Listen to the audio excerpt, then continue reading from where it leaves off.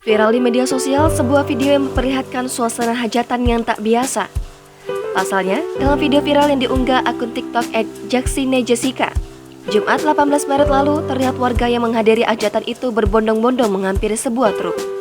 Rupanya, truk tersebut mengangkut souvenir untuk para tamu undangan, di mana souvenir itu berupa sekarung beras. Awalnya, unggahan itu memperlihatkan rombongan bapak-bapak yang diberi sebungkus rokok dan korek. Kemudian mereka duduk berjajar di dalam rumah.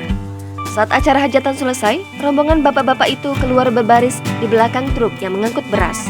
Mereka kemudian diberi masing-masing sekarung beras. Tampak rombongan bapak-bapak itu sumringah usai mendapatkan beras, bahkan tak sedikit dari mereka yang terlihat sangat senang. Sontak, unggahan ini pun menjadi viral dan menuai beragam komentar dari warganet. Warganet pun menyebut hajatan itu merupakan hajatan sultan. Hingga kini, unggahan viral tersebut telah ditonton lebih dari 1,1 juta kali dan mendapatkan lebih dari 25.000 tanda suka dari warganet pengguna TikTok.